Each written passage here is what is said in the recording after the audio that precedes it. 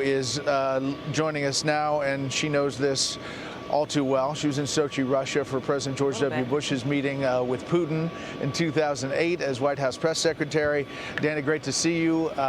You know these moments, they're big moments, and you're trying to control it as much as you can. If you're on the staff, I talked to Caroline Levitt on the plane. You know, the one who's controlling this moment is actually President Trump. Indeed, and actually my first interaction was in 2005, and I was a deputy press secretary, and I had to go in and brief Bush and Putin right before their press conference, and that's, you know, it's in the books. It's kind of a funny story in the long run, but I'll never forget that moment, and it is one of gravity, though at the time it wasn't as serious as this. One of the things I was thinking about was back to Marlin Fitzwater's book. So he was press secretary to Reagan and Bush, press secretary for 8 years. And he wrote a book called Call the Briefing. And in it, he talks about all of the different summits that Reagan and Gorbachev had as they tried to end the Cold War. And this feels to me similar in a way in terms of the symbolism, of course, and also the fact that Russia is under the gun again. The economics aren't good. The people aren't happy. And the president of the United States has the upper hand and the willingness to try to get something done. I'll add one other thing. When they mentioned that the Russians think the meeting could go 6 or 7 hours, I would have said, we're having a standing meeting. Everyone has to stand because there's no reason to sit there and let Putin go on and on and on for 6 to 7 hours. I'm sorry, one other last thing. Dmitry Peskov is the spokesperson for President Putin. He was also the spokesperson for President Putin way back 20 years ago when I was there as a deputy press secretary. And one of the things that will be important is you had Jackie talk about it. There will be a press conference. Will it include Putin and Trump or just Trump? No matter what happens, either Caroline or Dmitry is going to be the first to the microphones, right? The first to start to characterize the meeting. So I always think that that's very important. But even if you start hearing things that are leaked out from the Russian side, don't trust that.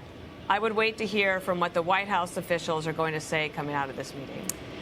You know, Dana, you scratch the itch really quickly on the history stuff. The Reagan and Marlin Fitzwater, you know, in Reykjavik, I referenced it in this interview with President Trump today on Air Force One.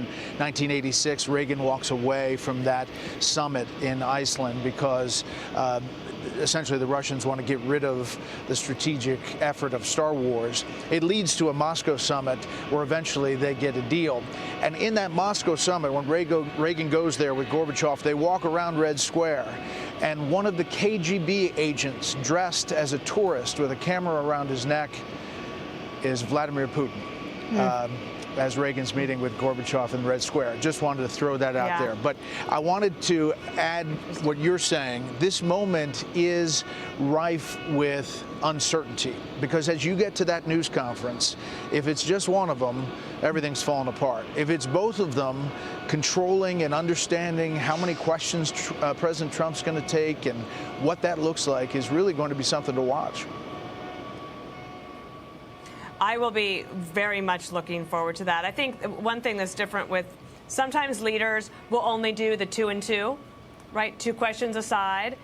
President Trump doesn't love that. He's willing to do it, but he's willing to take many more questions. And I think that at this point, more questions is better for the Ukrainians and for the American position and for those wanting peace. I don't know if it's better for Putin, especially if they start to get into some of the questions about the conditions in his own country, and one of the reasons why he's asked for this meeting. Now, there is one other thing, though, Brett and Martha, and that is the somewhat significant gains that Putin has made territorially in Ukraine in the last month.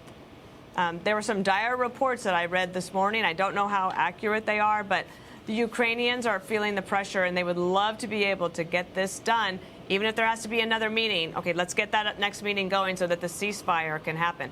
It is still in the realm of possibility that President Trump and Putin will announce there is a ceasefire agreement.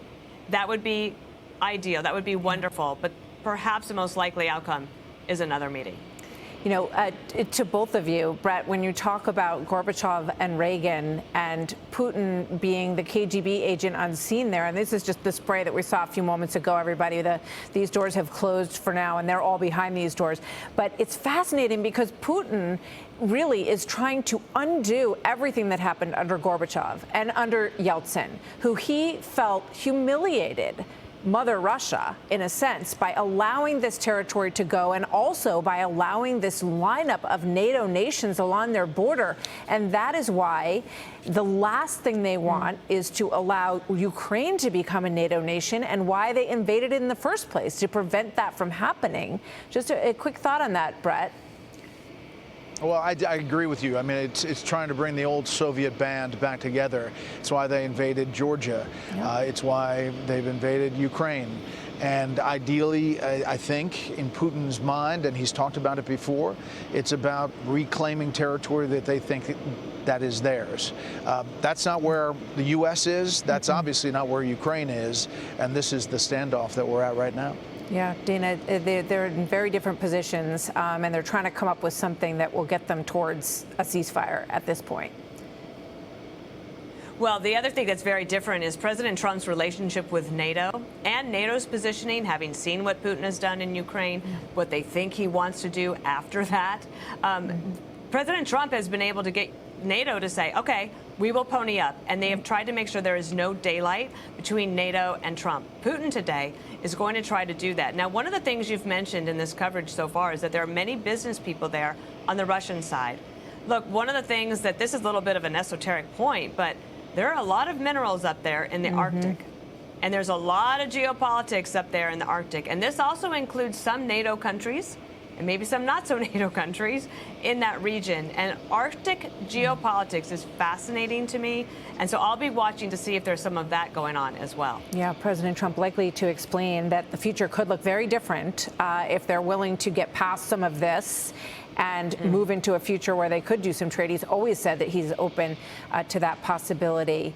As we watch this scene on the ground, Air Force One sits on the tarmac not too far from where Brett is. And Dana, thank you very much. We're going to see you in just a little bit. Hey, Sean Hannity here. Hey, click here to subscribe to Fox News YouTube page and catch our hottest interviews and most compelling analysis. You will not get it anywhere else.